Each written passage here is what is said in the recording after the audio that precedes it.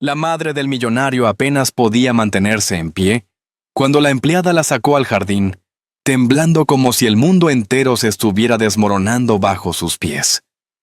Y lo más indignante no era su fragilidad, sino la expresión helada de la nuera, que observaba desde lejos, como si deseara que la anciana no regresara jamás a la casa. Clara lo vio todo, y ese fue el instante en que comprendió que había algo mucho peor que una enfermedad. Alguien la estaba envenenando lentamente. Y antes de seguir, permíteme desearte salud y paz. Dime, ¿desde qué país y a qué hora estás viendo esta historia? Aquella tarde el sol de Sevilla caía con una melancolía suave sobre Triana, como si la luz quisiera anunciar que algo importante estaba a punto de romper la quietud elegante de una casa demasiado perfecta para la poca alegría que guardaba. Desde la avenida de la Palmera, la mansión de don Julián Ortega parecía impecable, pero bastaba cruzar el umbral para notar la atmósfera pesada de un hogar que había perdido su calor. Clara llevaba 4 años entrando por la puerta de servicio cada mañana con el uniforme recién planchado y la serenidad de quien se ha acostumbrado a ser invisible, aunque en su mirada aún quedaba un destello de cuidado verdadero. El eco de los pasos de doña Mercedes siempre la acompañaba, aunque ahora la anciana ya no recorría el patio como antes. Clara recordaba con nitidez los primeros meses en que la señora, llena de vitalidad, se levantaba antes del amanecer para oler el azahar del patio interior. Pero en las últimas semanas todo había cambiado. Había empezado a enfermar sin explicación con náuseas repentinas, mareos traicioneros y una fatiga que la obligaba a permanecer en cama. Los médicos no encontraban nada concluyente, y esa incertidumbre torturaba a la mujer que antes cosía hasta tarde solo por entretenerse. Clara, ajena a diagnósticos y tecnicismos, solo sabía una cosa: algo no encajaba. Y esa inquietud se intensificaba cada vez que veía a Estela desplazarse por la casa con su elegancia distante, siempre educada, siempre pulcra, siempre ajena al sufrimiento de su suegra. Esa tarde, mientras Clara abría las ventanas de la cocina para dejar entrar la brisa templada del Guadalquivir, repasaba mentalmente lo ocurrido el día anterior. Mercedes había empeorado justo después de tomar el té que Estela preparaba cada tarde como muestra de cariño. Era un gesto bonito en apariencia, pero Clara notaba algo extraño en la insistencia con que la mujer se ocupaba personalmente de esa infusión de manzanilla. Aún así, la trabajadora se repetía que no debía hacer juicios apresurados. En las casas grandes siempre había tensiones y ella no era nadie para suponer nada grave. Sin embargo, el recuerdo de la voz débil de Mercedes esa mañana: «Hija, creo que algo no me sentó bien», seguía clavado en su pecho. Ese día Julián había salido temprano para una reunión en el centro, dejando la casa en una calma espesa. Clara subió al segundo piso con una bandeja de fruta y galletas para ver a la anciana. Mercedes sonrió apenas al verla, con los ojos cansados pero cálidos. Clara le arregló las almohadas, abrió un poco las cortinas y le contó con el tono suave que usaba siempre que el barrio estaba lleno de turistas por una pequeña feria artesanal en la plaza de Santa Ana. Mercedes escuchaba como quien agradece un pedazo de vida cotidiana. «Qué ganas de volver a caminar por Triana», murmuró, y ese deseo simple bastó para que Clara sintiera un nudo en la garganta. Mientras ayudaba a la señora a incorporarse, Clara escuchó pasos en el pasillo.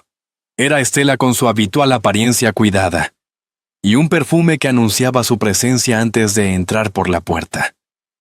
Preguntó de manera protocolaria cómo seguía la señora, pero no esperó una respuesta real. Luego añadió que por la tarde prepararía el té como siempre. Clara asintió por educación, pero una punzada de inquietud le recorrió el estómago. Cuando Estela se marchó, Mercedes le tomó la mano a Clara con delicadeza. «Gracias por cuidarme, hija. Sin ti estaría perdida». Ese gesto sencillo la conmovió más de lo que admitiría en voz alta. Ya al caer la tarde, mientras Clara terminaba de ordenar la cocina, Una idea incómoda volvió a atravesarle la mente la coincidencia entre el té y los malestares. No tenía pruebas ni razones lógicas, pero tenía intuición, esa que se despierta cuando una vida depende de una mirada atenta. Afuera Triana seguía con su bullicio habitual. El aroma del pan, los niños jugando en la calle, el rumor del río. Pero dentro de la mansión algo se movía de forma inquietante, algo que Clara no sabía si quería descubrir o temer. Cuando la casa quedó envuelta en la calma del anochecer, Clara sintió que aquello que había pasado desapercibido durante semanas ya no podía ignorarse más. La sospecha como un hilo fino empezaba a tensarse alrededor de la verdad. Y en ese instante, sin aún comprenderlo, Clara se convirtió en la única persona capaz de verlo. Algo muy grave está por salir a la luz, y ni Clara ni la familia Ortega están preparados para lo que viene. A la mañana siguiente, Sevilla amaneció con una luz blanca y una brisa fría que anunciaba el otoño. Clara llegó temprano, pero la quietud de la casa le resultó inquietante, como si algo hubiera quedado suspendido desde la tarde anterior. Encendió la luz de la cocina y comenzó a ordenar intentando que la rutina apagara la preocupación que llevaba clavada en el pecho. O la castigueó. El timbre de la puerta lateral la sobresaltó. Era Martín, el nieto de la vecina, un niño despierto de 8 años, que solía venir los jueves, aunque esta vez se adelantó. Traía panecillos y una vieja libreta bajo el brazo. Entró con naturalidad como si conociera la casa de toda la vida. Después de ofrecerle leche, Clara notó cómo el niño miraba hacia el piso superior con cierta inquietud. «¿La señora Mercedes sigue malita?», preguntó. Cuando Clara asintió, Martín abrió la libreta y mostró un dibujo infantil de una mujer mayor tomando té. «La vi hace días con la señora Estela», explicó. «Ella le dio un vasito pequeño como los que usa mi mamá para las medicinas. Dijo que con eso estaría más tranquila». Pero la señora Mercedes puso una cara rara. Clara sintió un nudo frío en el estómago. A veces los niños decían verdades que los adultos no querían ver. Lo acompañó a la puerta, y cuando desapareció calle abajo, subió con el corazón acelerado. Mercedes estaba despierta mirando los naranjos del patio. Clara le ofreció el desayuno y con cuidado preguntó si había tomado algo diferente en los últimos días. La anciana dudó frunciendo el ceño. «No sé. Quizá el té sabía un poco amargo». Aquella palabra golpeó todas las sospechas que Clara llevaba evitando amargo. Bajó a la cocina y encontró a Estela revisando su móvil, con su elegancia habitual y gesto concentrado. La saludó con cortesía, pero observó cómo la mujer guardaba algo rápidamente en su bolso antes de marcharse al gimnasio. Ese gesto pequeño, casi imperceptible, terminó de encender todas las alarmas. Cuando la casa volvió a quedar en silencio, Clara recordó las palabras de Martín, el amargor del té, los mareos de Mercedes. Sintió que había llegado el momento de actuar. Fue a su habitación de servicio, abrió un cajón y sacó un pequeño kit de cámara que su sobrino Andrés, técnico en un edificio de oficinas, le había dado por si algún día lo necesitaba. Le escribió un mensaje. Andrés respondió enseguida: «Tía, dime la hora». Bastó una breve explicación para que él entendiera la gravedad del asunto. Quedaron por la noche cuando la casa estuviera completamente tranquila, para instalar una cámara diminuta en la cocina. El resto del día transcurrió con una tensión silenciosa. Clara cuidó de Mercedes con atención extrema, revisando cada vaso y cada cucharilla. Y aunque se esforzó por mantener un gesto sereno, su mente repasaba una y otra vez cada detalle de las últimas semanas.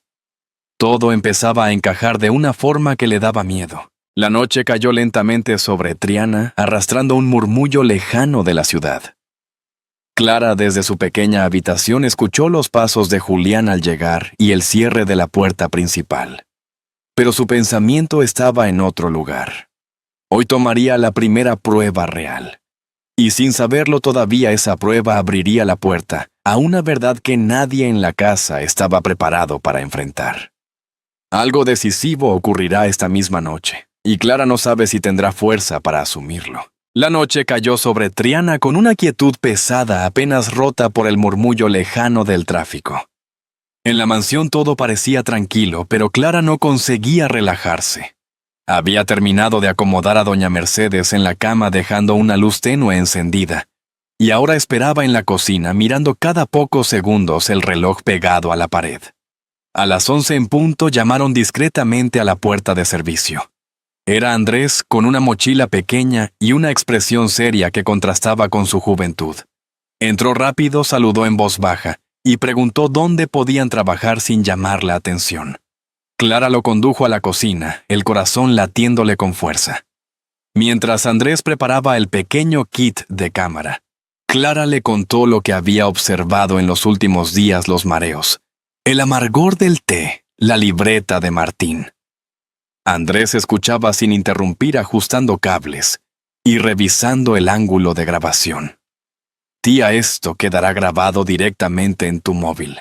Si alguien entra e intenta algo raro, lo verás al instante. Buscó un estante alto entre frascos de especias y colocó allí la microcámara camuflándola detrás de una lata de pimentón. Luego la conectó al móvil de Clara, comprobó sonido e imagen y le pidió que respirara hondo. Clara asintió, aunque la atención seguía clavada en sus hombros. Cuando Andrés se marchó por la misma puerta discreta por donde había entrado, Clara se quedó un momento inmóvil. Sentía el peso de la responsabilidad como nunca. En apenas 48 horas había pasado de sospechar a vigilar deliberadamente a alguien de la casa donde trabajaba, y no a cualquiera, a Estela, la esposa del dueño. Sabía que si estaba equivocada, su empleo, su reputación y su paz podrían desmoronarse. Pero si estaba en lo cierto, entonces una vida dependía de su valentía.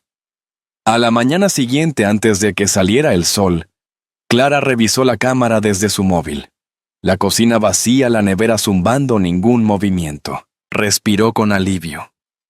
Preparó café, tostó pan y subió con el desayuno para Mercedes, que seguía más débil que de costumbre. «Hoy no quiero té, hija», dijo la anciana con una sonrisa triste. Clara sintió una mezcla de dolor y alivio. Aquel rechazo espontáneo le estaba dando tiempo. Cuando bajó de nuevo, encontró a Estela entrando en la cocina con su bata de seda marfil y el cabello recogido en una cola perfectamente pulida. Saludó con cortesía fría y abrió la despensa buscando algo. Clara observó discreta desde la encimera. Estela tomó una caja de galletas, luego un tarro de miel, y se marchó sin una palabra más. Nada extraño, pero el simple hecho de verla allí, moviéndose con tanta naturalidad distante, volvió a tensar a Clara. La mañana transcurrió sin sobresaltos. Julián estuvo fuera por una reunión importante, y Mercedes descansó casi todo el día. Pero a las 5 de la tarde, cuando el sol empezaba a teñir de naranja los azulejos del patio, Clara vio algo en su móvil que le heló el cuerpo. La cámara había detectado movimiento. Estela acababa de entrar en la cocina. Miraba a su alrededor, asegurándose de estar sola. Clara contuvo la respiración. En la imagen, Estela abrió el cajón bajo el horno con una rapidez que no encajaba con su porte habitual. Sacó un frasco transparente muy pequeño, casi invisible. Lo colocó junto a la tetera. Clara sintió una presión en el pecho. Era exactamente el gesto que había temido. La mujer puso agua a hervir, preparó la taza con una bolsita de manzanilla y con un movimiento rápido añadió varias gotas del frasco. Mezcló con una cucharilla, comprobó la temperatura con el dedo y acomodó la taza en una bandeja junto a unas galletas. Clara dejó el trapo que tenía en la mano y salió casi corriendo hacia las escaleras. No podía permitir que esa bebida llegara a Mercedes. Subió justo a tiempo para interceptarla. «Doña Estela, déjeme llevarlo yo. Usted ya tiene bastante». Estela la miró con ojos entornados, molesta por la interrupción, pero no tenía forma de negarse sin quedar como descortés. Le entregó la bandeja sin decir nada. Clara caminó hacia la habitación de Mercedes temblando. Cuando entró, la anciana intentó tomar la taza, pero Clara la detuvo con naturalidad convincente. «Está muy caliente, señora. Deje que le prepare uno más suave. Fue al baño, vació la taza y regresó con una infusión limpia, preparada por ella misma. Mercedes no sospechó en absoluto. Esa noche cuando Julián regresó, Clara lo esperaba en la cocina más seria que nunca. Sabía que ya no podía callar. Y aunque temía el precio que debía pagar, también sabía que había llegado al punto sin retorno. Callar a partir de ahora ya no era una opción. Algo inevitable se acercaba con la fuerza de un golpe del destino.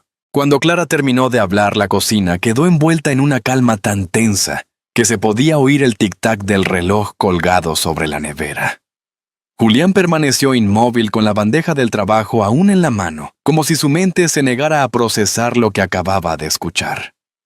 Clara respiró hondo y le mostró el móvil. Allí estaba el video claro, directo, imposible de justificar. Las manos de Estela, su gesto distante, las gotas transparentes cayendo dentro de la taza. Julián lo vio entero sin decir una palabra, aunque Clara notó cómo sus dedos temblaban ligeramente. Cuando la grabación terminó, él cerró los ojos durante un largo instante, como si necesitara sostenerse a sí mismo. ¿Dónde está ese frasco?, preguntó al fin con la voz tensa. Clara se lo entregó envuelto en un paño de cocina tal como lo había conservado desde el día anterior. Julián lo sostuvo con una mezcla de miedo y rabia contenida. Mañana, en cuanto abran los laboratorios, quiero una respuesta, murmuró, aferrando el frasco como si quemara. Subió a ver a su madre, y Clara lo siguió a unos pasos, sin atreverse a hablar. Encontraron a Mercedes dormida, respirando con serenidad. Julián se sentó a su lado, le acarició la mano, y unas lágrimas silenciosas le resbalaron sin intentar esconderlas. «Mamita, perdóname», susurró. Clara bajó la mirada para darle privacidad. A la mañana siguiente, Sevilla despertó con una llovizna fina que empañaba las ventanas. Julián salió temprano, decidido a obtener los resultados cuanto antes. Clara pasó el día cuidando a Mercedes con la sensación de que la casa entera contenía el aliento. Estela, ajena a todo, caminaba por los pasillos con su porte cuidado, sin imaginar que cada uno de sus movimientos era seguido con una atención que antes no existía. Intentó preparar el té como siempre, pero Clara se adelantó con una excusa amable. Estela la miró un instante, percibiendo algo extraño, aunque no logró entender qué había cambiado. El mediodía avanzó lentamente. Mercedes estaba más despierta y pidió sentarse un rato en el sillón junto a la ventana. Clara la ayudó y compartió con ella un poco de pan tostado con aceite, siguiendo la costumbre sevillana. La anciana parecía más lúcida ese día, como si la ausencia del té hubiera despejado una neblina invisible. «Qué extraño sentirme tan ligera», dijo con suavidad. Clara le sonrió, pero una punzada de angustia le recorrió el pecho. No sabía cuánto tiempo podría mantener la situación antes de que Estela sospechara que algo grave se movía bajo la superficie. La tarde cayó sin noticias de Julián. A las 6, la puerta de la calle se abrió. Él entró empapado de lluvia, con el rostro más pálido que Clara le había visto nunca. La llamó con un gesto urgente y se dirigieron al despacho. Cerró la puerta con llave. Sacó un sobre del bolsillo interior de su abrigo y lo dejó sobre la mesa. «Es arsénico», Clara dijo con un hilo de voz. «Dosis pequeñas acumuladas. Si mi madre hubiera seguido tomando ese té, no habría tenido mucho tiempo». Clara sintió un escalofrío que le bajó por la columna. No esperaba una confirmación tan dura, aunque en el fondo ya la temía.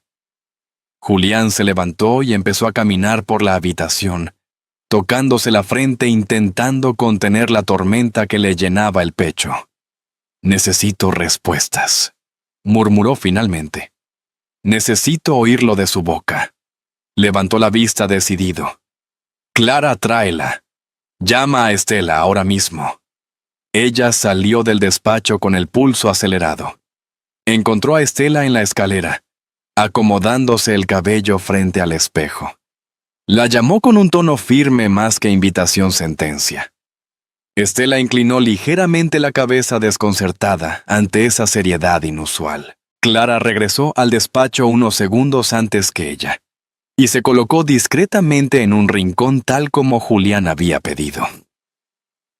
Entonces se escucharon los pasos de Estela atravesando el pasillo, cada uno acercándose más al momento inevitable. Cuando la puerta se abrió, la expresión de Julián lo dijo todo. Y Estela, por primera vez en mucho tiempo, perdió la sonrisa impecable que solía usar como escudo. Algo está a punto de quebrarse para siempre en esa habitación, y ninguno de ellos saldrá igual de lo que está por ocurrir. Estela entró en el despacho con la compostura habitual, aunque sus ojos delataban una tensión que no supo ocultar.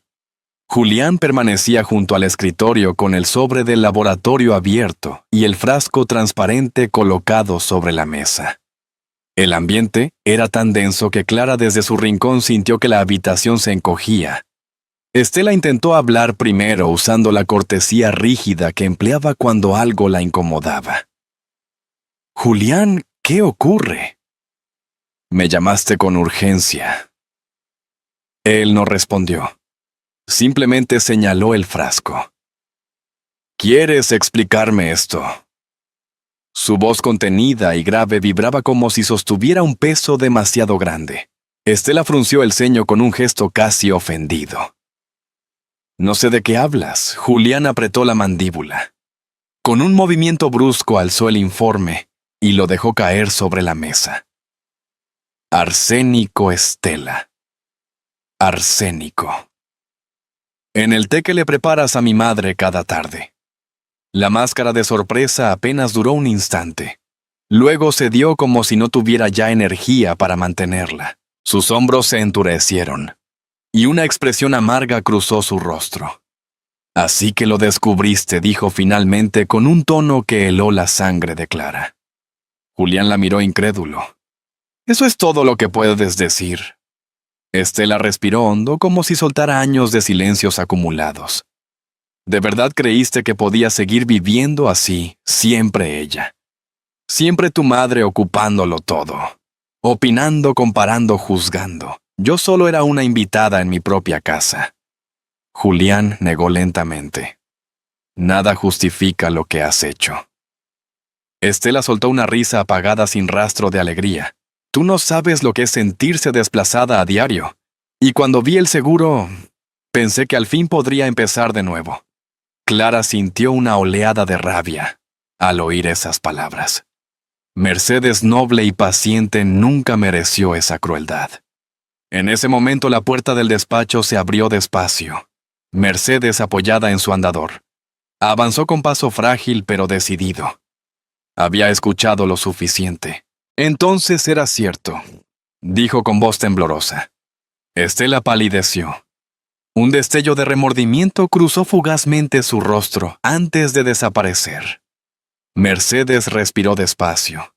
«Intentaste matarme, muchacha, bajo este techo, después de todo lo que has tenido». La respuesta de Estela fue un susurro cargado de rencor. «Usted nunca me quiso aquí». Mercedes apoyó ambas manos en el andador. «No tenía que quererte como hija, pero sí respetarte como mujer. Y ni eso fuiste capaz de hacer». Sus palabras resonaron en el despacho como una verdad imposible de esquivar. Entonces sonó el timbre. Julián intercambió una mirada con Clara y salió sin decir palabra. Cuando regresó, 2 agentes de policía lo acompañaban. Estela dio un paso atrás, sorprendida por la rapidez con que todo estaba cayendo. «Julián, ¿qué has hecho?» Él sostuvo su mirada firme. Lo que debía hacer desde el principio. Los agentes se acercaron. Estela intentó recuperar la calma, pero su respiración se volvió irregular. «No tienen pruebas suficientes», murmuró aferrándose a un último hilo.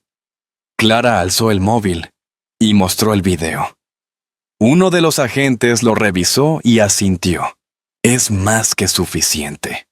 El brillo metálico de las esposas cortó la luz cálida del despacho. Estela mantuvo la barbilla alta mientras se las colocaban aferrándose a una dignidad vacía. Al pasar junto a Clara, lanzó una mirada de desprecio como si culparla fuera lo único que le quedaba. Clara sostuvo esa mirada sin moverse. Por primera vez no era invisible para nadie. Cuando la puerta se cerró detrás de los agentes, la mansión pareció soltar un suspiro contenido. Julián se apoyó en el escritorio extenuado. Mercedes avanzó hasta él y posó una mano temblorosa sobre su brazo. Hijo, lo importante es que ya pasó. Pero ambos sabían que en realidad, lo más difícil apenas empezaba.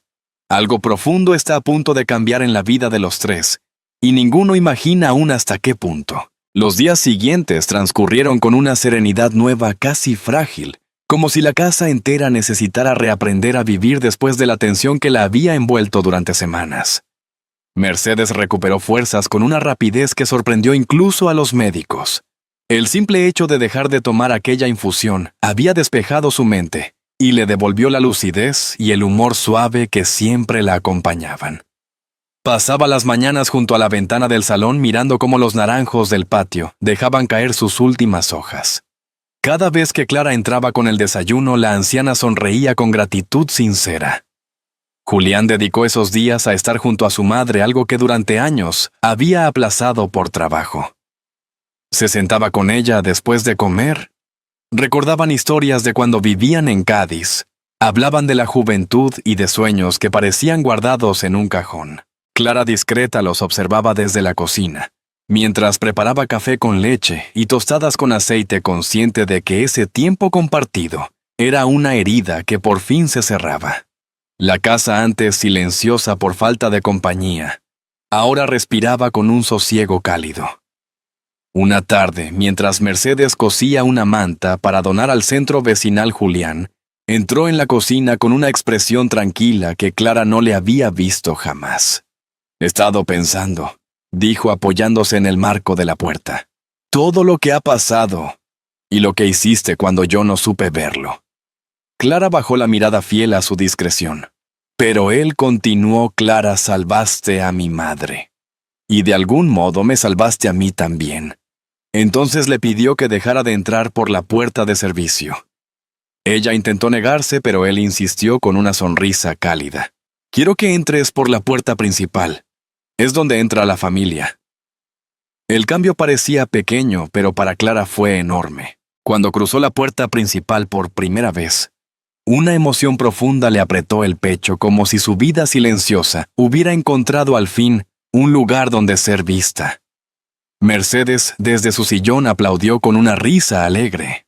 «Ya era hora, hija». Con el paso de las semanas, la historia llegó a los periódicos. Julián intentó proteger la intimidad de su madre y de Clara, pero aún así, surgieron mensajes de otras trabajadoras del hogar que se sentían identificadas. Fue entonces cuando él propuso algo inesperado: crear una fundación para apoyar, formar y acompañar a las trabajadoras domésticas. Mercedes sugirió el nombre Fundación Mirada Clara, en honor a la capacidad de la joven de ver lo que nadie quiso ver. Clara dudó cuando Julián le pidió que fuera responsable social del proyecto. «No sé si sirvo para eso», murmuró. Mercedes tomó su mano con firmeza. «Eres mucho más de lo que imaginas». En los ojos de la anciana, Clara encontró el valor que le faltaba. Aceptó. El día de la inauguración, la sala comunitaria del barrio se llenó de mujeres que buscaban orientación, o simplemente un espacio donde sentirse escuchadas.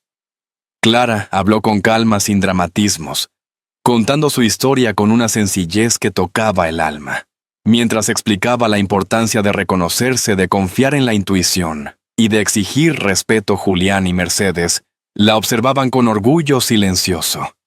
Esa noche, al volver a la mansión, Clara se detuvo un momento en el patio interior. El azahar empezaba a brotar, llenando el aire de un aroma suave, como un símbolo de renacimiento. Mercedes la llamó desde el salón para jugar una partida de cartas, y Julián preparaba café en la cocina. La casa estaba viva, luminosa, en paz. Por primera vez en mucho tiempo, Clara comprendió que ya no era la mujer invisible que entraba por la puerta de servicio. Era alguien que había transformado la desdicha en esperanza, alguien que había salvado una vida y reconstruido otra. Y mientras el eco suave de Sevilla se colaba por las ventanas, Clara supo que su historia apenas comenzaba. A veces, cuando la vida parece volver por fin a su cauce, y la casa recupera su luz tranquila, comprendemos que las heridas más profundas pueden cerrarse con los gestos más sencillos. La historia de Clara y Mercedes nos recuerda que incluso en los momentos más oscuros, siempre hay alguien dispuesto a mirar con atención y a tender una mano sincera. Si esta historia te ha parecido hermosa, deja un 1 en los comentarios. Si crees que algo podría haberse contado mejor, escribe un 0. Tu voz también forma parte del camino.